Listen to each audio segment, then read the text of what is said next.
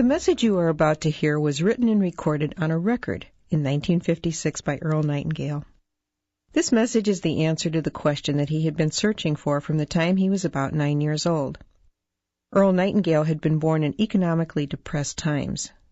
As a child, because they were so poor, Earl desperately wanted to know why some people grew up to enjoy prosperity, while others, like his family, struggled merely to survive.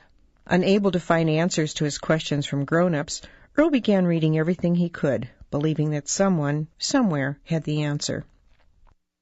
Many years passed, and when Earl was 35 years old, he wrote and recorded this message. It was to be played one Saturday morning to a small group of salesmen during his absence. When Earl returned, he learned that the message had made such a positive impact on the men, they wanted copies to share with their friends and family. Earl arranged with Columbia Records to duplicate the record to meet the many requests.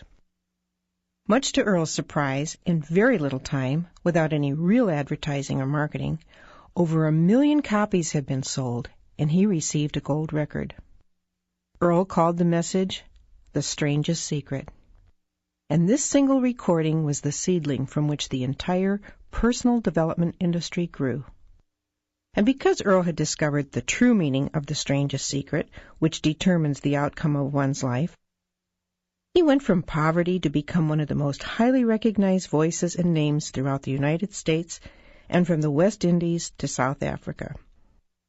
His daily radio program, Our Changing World, was the world's most widely sponsored radio program and was heard daily across the United States, Canada, Mexico, Australia, the Bahamas, Guam, New Zealand, Puerto Rico, the Armed Forces Radio, and 30 countries overseas. I'm Diana Nightingale, and since my husband's death in 1989, I have continually looked for new effective ways to continue to share Earl's many messages of inspiration with the world. The personal development industry is so vast today, and yet people around the world attribute the strangest secret as being the one message that has most positively affected their lives. Earl revised the strangest secret several times over the past 40 years as times changed. Because of these changes, I believe you will appreciate the historic value of this original recording. As you listen, you will notice how the statistics reflect those of the mid-1950s. You'll also hear Earl mention the other side of the record. But 40 years later, the message is as true and valuable as it was then. Now I invite you to sit back, relax, and enjoy the original The Strangest Secret by Earl Nightingale.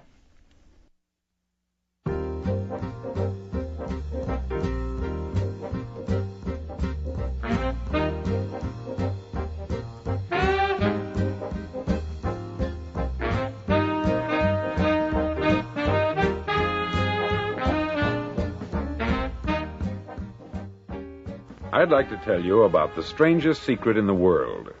Not long ago, Albert Schweitzer, the great doctor and Nobel Prize winner, was being interviewed in London, and a reporter asked him, "Doctor, what's wrong with men today?" The great doctor was silent a moment, and then he said, "Men simply don't think." And it's about this that I want to talk with you. We live today in a golden age. This is an era that man has looked forward, dreamed of, and worked toward for thousands of years. But since it's here, we pretty well take it for granted. We in America are particularly fortunate to live in the richest land that ever existed on the face of the earth, a land of abundant opportunity for everyone. But do you know what happens? Let's take 100 men who start even at the age of 25. Do you have any idea what will happen to those men by the time they're 65? These 100 men who all start even at the age of 25 believe they're going to be successful. If you asked any one of these men if he wanted to be a success, he'd tell you that he did. And you'd notice that he was eager toward life, that there was a certain sparkle to his eye, an erectness to his carriage, and life seemed like a pretty interesting adventure to him. But by the time they're 65, 1 will be rich, 4 will be financially independent, 5 will still be working, 54 will be broke. Now think a moment. Out of the 100, only 5 make the grade.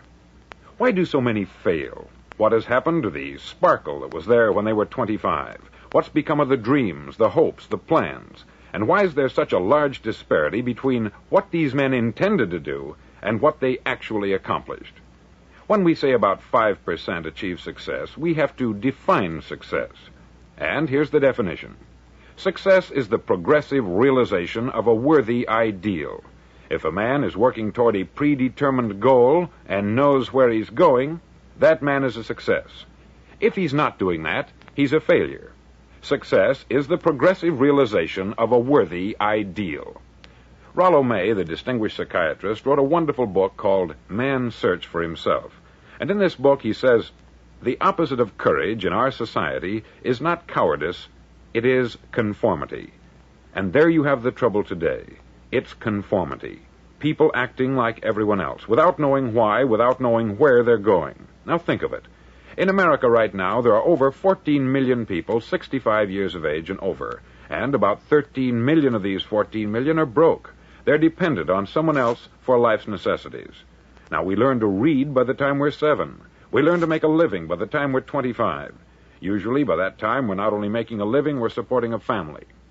And yet, by the time we're 65, we haven't learned how to become financially independent in the richest land that has ever been known. Why? We conform. And the trouble is that we're acting like the wrong percentage group, the 95% who don't succeed.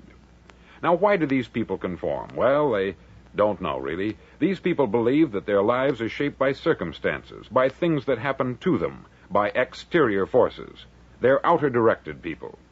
A survey was made one time that covered a lot of men, working men, and these men were asked this question. Why do you work? Why do you get up in the morning? 19 out of 20 had no idea.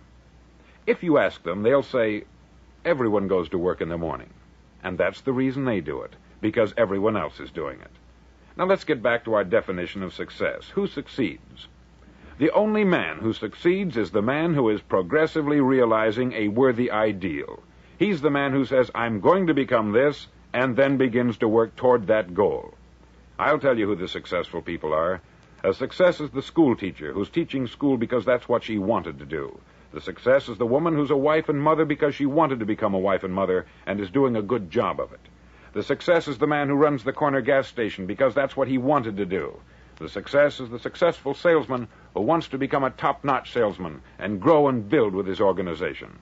A success is anyone who is doing deliberately a predetermined job because that's what he decided to do deliberately.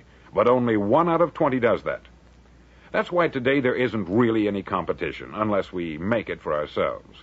Instead of competing, all we have to do is create. Now, for 20 years, I looked for the key which would determine what would happen to a human being. Was there a key I wanted to know which would make the future a promise that we could foretell to a large extent? Was there a key that would guarantee a person's becoming successful if he only knew about it and knew how to use it? Well, there is such a key, and I've found it.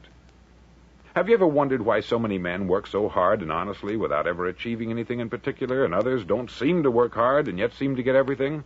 They have the magic touch. You've heard them say that about someone. Everything he touches turns to gold. And have you ever noticed that a man who becomes successful tends to continue to become successful? And on the other hand, have you noticed how a man who is a failure tends to continue to fail? It's because of goals. Some of us have them, some don't. People with goals succeed because they know where they're going. Now think of a ship leaving a harbor, and think of it with the complete voyage mapped out and planned. The captain and crew know exactly where it's going and how long it will take. It has a definite goal. 9,999 times out of 10,000, it will get to where it started out to get. Now let's take another ship, just like the first, only let's not put a crew on it, or a captain at the helm. Let's give it no aiming point, no goal, no destination. We just start the engines and let it go. I think you'll agree with me that if it gets out of the harbor at all, it will either sink or wind up on some deserted beach a derelict. It can't go any place because it has no destination and no guidance. It's the same with a human being. Take the salesman, for example. There is no other person in the world today with the future of a good salesman. Selling is the world's highest paid profession, if we're good at it and if we know where we're going. Every company needs top-notch salesmen, and they reward those men. The sky is the limit for them. But how many can you find? Someone once said, the human race is fixed, not to prevent the strong from winning, but to prevent the weak from losing. The American economy today can be likened to a convoy in time of war. The entire economy is slowed down to protect its weakest link, just as the convoy had to go at the speed that would permit its slowest vessel to remain in formation. That's why it's so easy to make a living today. It takes no particular brains or talent to make a living and support a family today. So we have a plateau of so-called security, if that's what a person's looking for. But we do have to decide how high above this plateau we want to aim for. Now let's get back to the strangest secret in the world, the story that I wanted to tell you today. Why do men with goals succeed in life and men without them fail? Well, let me tell you something which, if you really understand it, will alter your life immediately.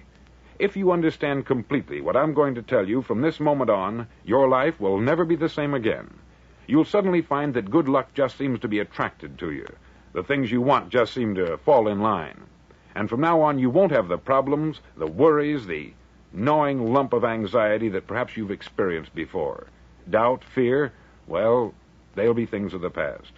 Here's the key to success, and the key to failure. We become what we think about. Now let me say that again. We become what we think about. Throughout all history, the great wise men and teachers, philosophers and prophets have disagreed with one another on many different things. It is only on this one point that they are in complete and unanimous agreement. Listen to what Marcus Aurelius, the great Roman emperor, said. He said, "A man's life is what his thoughts make of it." Disraeli said this, "Everything comes if a man will only wait. I have brought myself by long meditation to the conviction that a human being with a settled purpose must accomplish it, and that nothing can resist a will that will stake even existence for its fulfillment." Ralph Waldo Emerson said this, "A man is what he thinks about all day long." William James said, "The greatest discovery of my generation is that human beings can alter their lives by altering their attitudes of mind." And he also said, "We need only in cold blood act as if the thing in question were real, and it will become infallibly real by growing into such a connection with our life that it will become real. It will become so knit with habit and emotion that our interest in it will be those which characterize belief." He also said this, "If you only care enough for a result, you will almost certainly attain it. If you wish to be rich, you will be rich. If you wish to be learned, you will be learned. If you wish to be good, you will be good. Only you must then really wish these things, and wish them exclusively, and not wish at the same time 100 other incompatible things just as strongly." In the Bible you read, in Mark 9:23, "If thou canst believe, all things are possible to him that believeth." Dr. Norman Vincent Peale said this, "This is one of the greatest laws in the universe. Fervently do I wish I had discovered it as a very young man. It dawned upon me much later in life, and I've found it to be one of the greatest, if not my greatest discovery, outside of my relationship to God. And the great law, briefly and simply stated, is that if you think in negative terms, you'll get negative results. If you think in positive terms, you will achieve positive results. That is the simple fact which is at the basis of an astonishing law of prosperity and success. In 3 words, believe and succeed." William Shakespeare put it this way, "Our doubts are traitors, and make us lose the good we oft might win by fearing to attempt."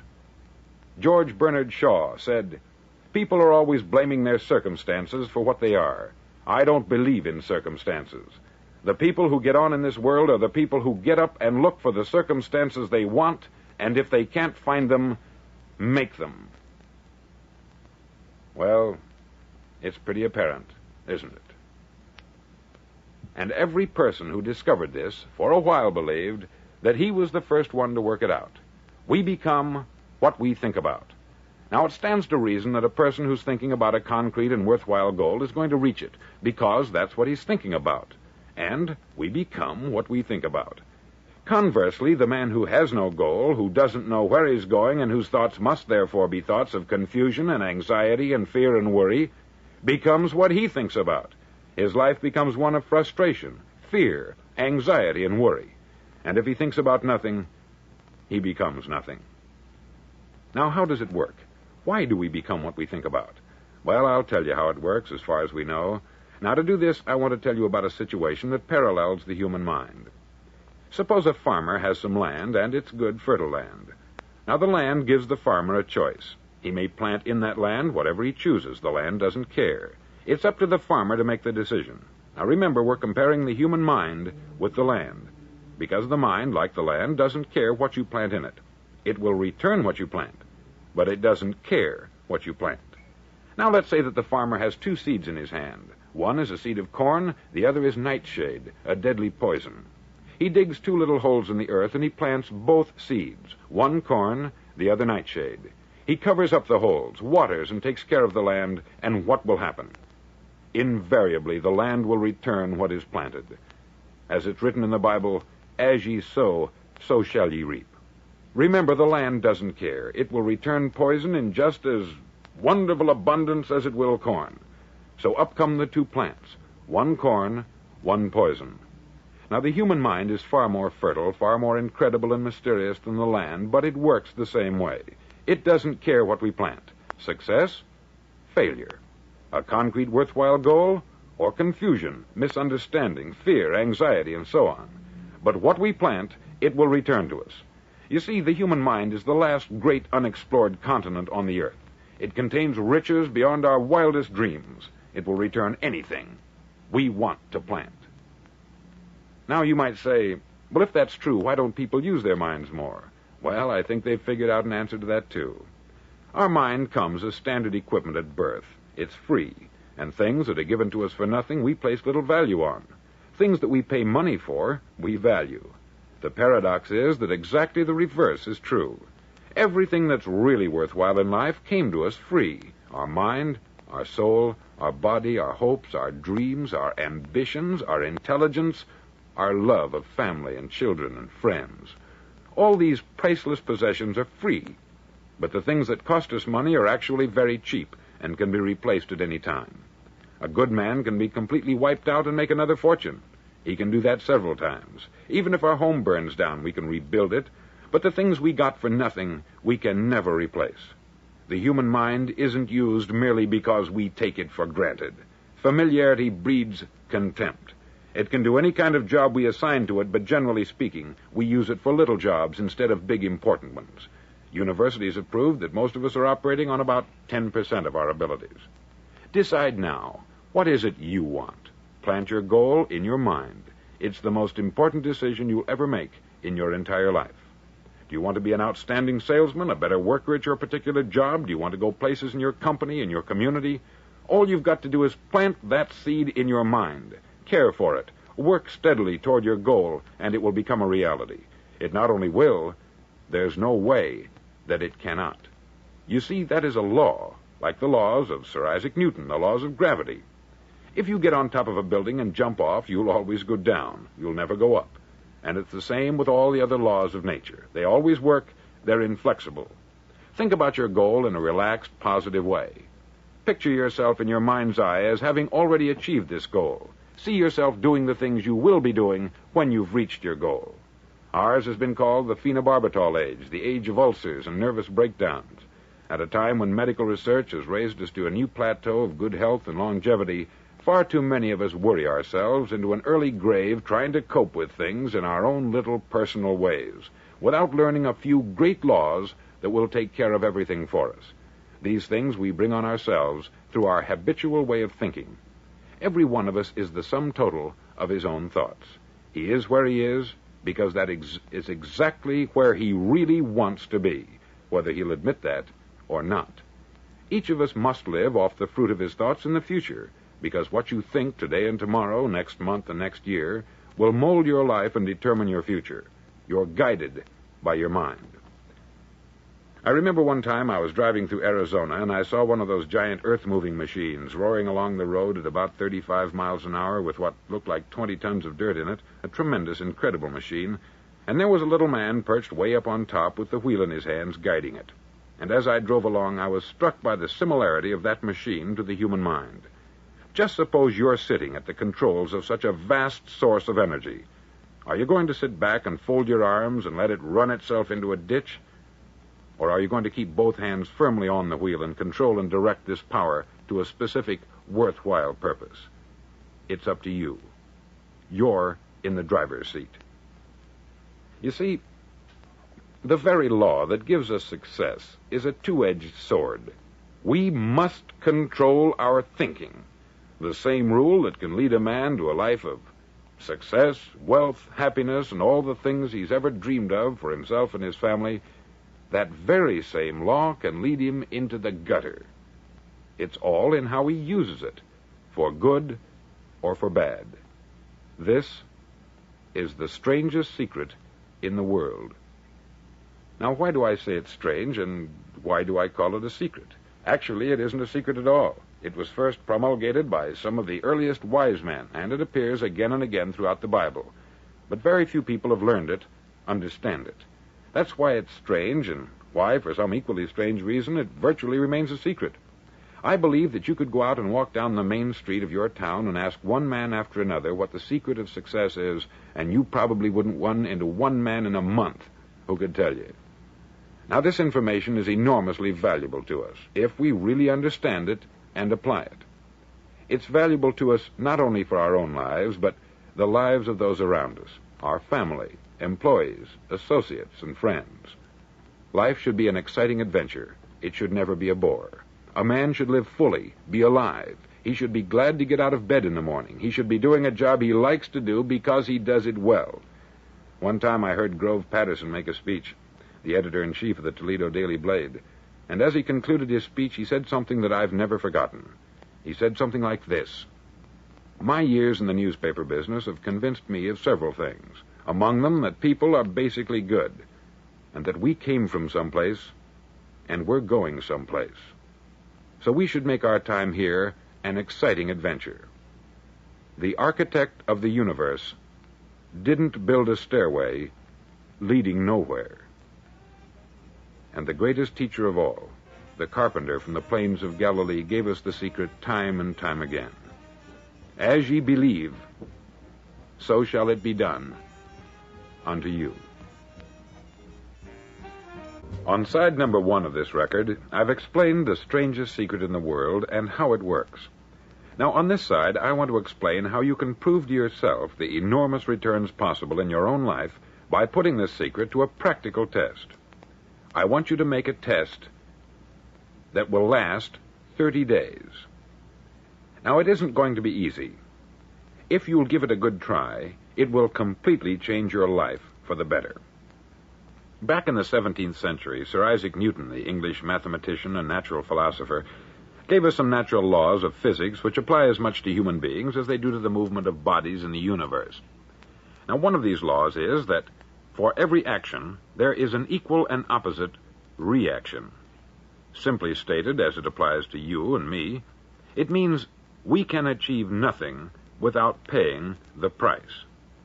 The results of your 30-day experiment will be in direct proportion to the effort you put forth. To be a doctor, you must pay the price of long years of difficult study.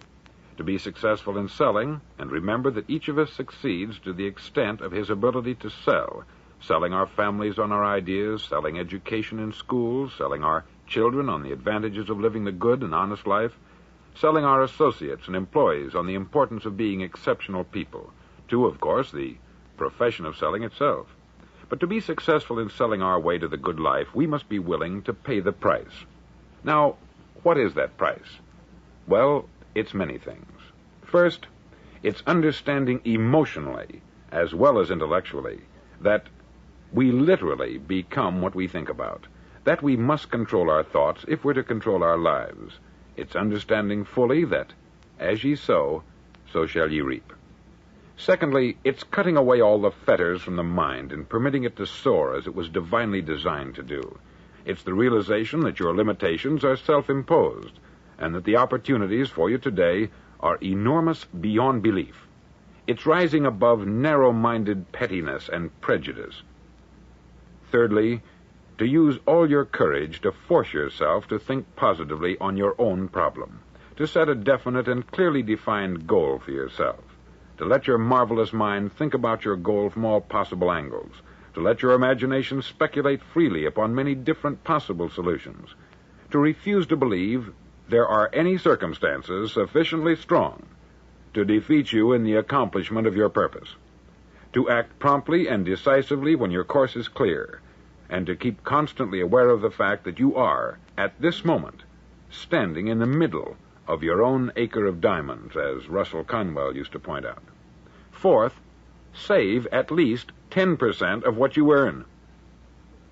It's also remembering that no matter what your present job, it has enormous possibilities if you're willing to pay the price. Now let's just go over the important points in the price each of us must pay to achieve the wonderful life that can be ours. It is, of course, worth any price. 1, you will become what you think about. 2, remember the word imagination. Let your mind soar. 3, courage. Concentrate on your goal every day. 4, save 10% of what you earn. And action. Ideas are worthless unless we act on them. Now I'll try to outline the 30-day test I want you to make. Now keep in mind that you have nothing to lose by making this test, and everything you could possibly want to gain. There are 2 things that may be said of everyone. Each of us wants something, and each of us is afraid of something. I want you to write on a card what it is you want more than anything else. It may be more money. Perhaps you'd like to double your income or make a specific amount of money. It may be a beautiful home. It may be success at your job. It may be a particular position in life. It could be a more harmonious family. Each of us wants something. Write down on your card specifically what it is that you want. Make sure it's a single goal and clearly defined. You needn't show it to anyone, but carry it with you so that you can look at it several times a day. Think about it in a cheerful, relaxed, positive way each morning when you get up, and immediately you have something to work for, something to get out of bed for, something to live for. Look at it every chance you get during the day and just before going to bed at night. As you look at it, remember that you must become what you think about, and since you're thinking about your goal, you realize that soon it will be yours. In fact, it's yours really the moment you write it down and begin to think about it. Look at the abundance all around you as you go about your daily business. You have as much right to this abundance as any other living creature. It's yours for the asking. Now we come to the difficult part. Difficult because it means the formation of what is probably a brand new habit. And new habits are not easily formed. Once formed, however, it'll follow you for the rest of your life. Stop thinking about what it is you fear. Each time a fearful or negative thought comes into your consciousness, replace it with a mental picture of your positive and worthwhile goal. There will come times when you will feel like giving up. It's easier for a human being to think negatively than positively. That's why only 5% is successful. You must begin now to place yourself in that group. For 30 days, you must take control of your mind. It will think only about what you permit it to think. Each day for this 30-day test, do more than you have to do. In addition to maintaining a cheerful, positive outlook, give of yourself more than you've ever done before. Do this knowing that your returns in life must be in direct proportion to what you give. The moment you decide on a goal to work toward, you're immediately a successful person. You're then in that rare and successful category of people who know where they're going. Out of every 100 people, you belong to the top 5. Don't concern yourself too much with how you're going to achieve your goal. Leave that completely to a power greater than yourself. All you have to do is know where you're going. The answers will come to you of their own accord. Remember these words from the Sermon on the Mount, and remember them well. Keep them constantly before you this month of your test. Ask, and it shall be given you. Seek, and ye shall find. Knock, and it shall be opened unto you. For every one that asketh receiveth, and he that seeketh findeth, and to him that knocketh it shall be opened. It's as marvelous and as simple as that. In fact, it's so simple that in our seemingly complicated world it's difficult for an adult to understand that all he needs is a purpose and faith. For 30 days, do your best.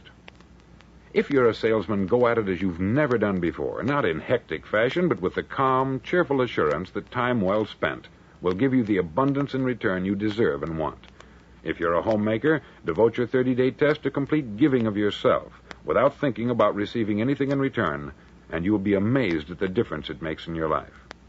No matter what your job, do it as you've never done it before for 30 days. And if you've kept your goal before you every day, you'll wonder and marvel at this new life you've found. Dorothea Brand, outstanding editor and writer, discovered it for herself and tells about it in her fine book, Wake Up and Live. Her entire philosophy is reduced to the words, act as though it were impossible to fail. She made her own test with sincerity and faith, and her entire life was changed to one of overwhelming success. Now you make your test for 30 full days. Don't start your test until you've made up your mind to stick with it. You see, by being persistent, you're demonstrating faith. Persistence is simply another word for faith. If you didn't have faith, you would never persist. If you should fail during your first 30 days, by that I mean suddenly find yourself overwhelmed by negative thoughts, you've got to start over again from that point and go 30 more days. Gradually, your new habit will form until you find yourself one of that wonderful minority to whom virtually nothing is impossible. Don't forget the card. It's vitally important as you begin this new way of living. On one side of the card, write your goal, whatever it may be. On the other side, write the words we've quoted from the Sermon on the Mount. Ask, and it shall be given you.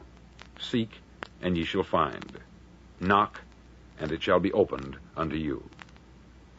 In your spare time during your test period, read books that will help you. Inspirational books like the Bible, Dorothea Brand's Wake Up and Live, The Magic of Believing by Claude Bristol, Think and Grow Rich by Napoleon Hill, and other books that instruct and inspire.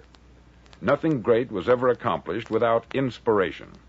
See that during these crucial first 30 days, your own inspiration is kept at a peak. Above all, don't worry. Worry brings fear, and fear is crippling. The only thing that can cause you to worry during your test is trying to do it all yourself. Know that all you have to do is hold your goal before you. Everything else will take care of itself. Remember also to keep calm and cheerful. Calm and cheerful. Don't let petty things annoy you and get you off course. Now, since making this test is difficult, some may say, well, why should I bother? Well, look at the alternative. No one wants to be a failure. No one really wants to be a mediocre individual. No one wants a life constantly filled with worry, fear, and frustration. Therefore, remember that you must reap that which you sow. If you sow negative thoughts, your life will be filled with negative things. If you sow positive thoughts, your life will be cheerful, successful, and positive. Now, gradually, you will have a tendency to forget what you've heard on this record. Play it often. Keep reminding yourself of what you must do to form this new habit. Gather your whole family about and listen to what's been said here at regular intervals. You know, most men will tell you that they want to make money without understanding the law. The only people who make money work in the mint. The rest of us must earn money. This is what causes those who keep looking for something for nothing or a free ride to fail in life. The only way to earn money is by providing people with services or products which are needed and useful. We exchange our product or service for the other man's money. Therefore, the law is that our financial return will be in direct proportion to our service. Success is not the result of making money. Making money is the result of success. And success is in direct proportion to our service. Most people have this law backwards. They believe that you're successful if you earn a lot of money. The truth is that you can only earn money after you're successful. It's like the story of the man who sat in front of the stove and said to it, "Give me heat, and then I'll add the wood." How many men and women do you know Or do you suppose there are today who take the same attitude toward life? There are millions. We've got to put the fuel in before we can expect heat. Likewise, we've got to be of service first before we can expect money. Don't concern yourself with the money. Be of service. Build, work, dream, create. Do this, and you'll find there's no limit to the prosperity and abundance that will come to you. Prosperity is founded upon a law of mutual exchange. Any person who contributes to prosperity must prosper in turn himself. Sometimes the return will not come from those you serve, but it must come to you from someplace, for that is the law. For every action, there is an equal and opposite reaction. As you go daily through your 30-day test period, remember that your success will always be measured by the quality and quantity of service you render, and money is a yardstick for measuring this service. No man can get rich himself unless he enriches others. There are no exceptions to a law. You can drive down any street in America and from your car estimate the service that's being rendered by the people living on that street. Had you ever thought of this yardstick before? It's interesting. Some, like ministers and priests and other devoted people, measure their returns in the realm of the spiritual, but again, their returns are equal to their service. Once this law is fully understood, any thinking person can tell his own fortune. If he wants more, he must be of more service to those from whom he receives his return. If he wants less, he has only to reduce this service. This is the price you must pay for what you want. If you believe you can enrich yourself by deluding others, you can only end by deluding yourself. Just as surely as you breathe, you'll get back what you put out. Don't ever make the mistake of thinking you can avert this. It's impossible. The prisons and the streets where the lonely walk are filled with people who tried to make new laws just for themselves. We may avoid the laws of man, but there are greater laws that cannot be broken. An outstanding medical doctor recently pointed out 6 steps that will help you realize success. 1, set yourself a definite goal. 2, quit running yourself down. 3, stop thinking of all the reasons why you cannot be successful, and instead think of all the reasons why you can. 4, trace your attitudes back through your childhood and try to discover where you first got the idea you couldn't be a success, if that's the way you've been thinking. 5, change the image you have of yourself by writing out a description of the person you would like to be. And 6, act the part of the successful person you have decided to become. The doctor who wrote those words is a noted West Coast psychiatrist, David Harold Fink, M.D. Do what all the experts since the dawn of recorded history have told you you must do. Pay the price by becoming the person you want to become. It's not nearly as difficult as living unsuccessfully. Make your 30-day test. Then repeat it. Then repeat it again. Each time it will become more a part of you until you'll wonder how you could ever have lived any other way. Live this new way, and the floodgates of abundance will open and pour over you more riches than you may have dreamed existed. Money? Yes, lots of it. But what's more important, you'll have peace. You'll be in that wonderful minority who lead calm, cheerful, successful lives. Start today. You have nothing to lose, but you have a life to win.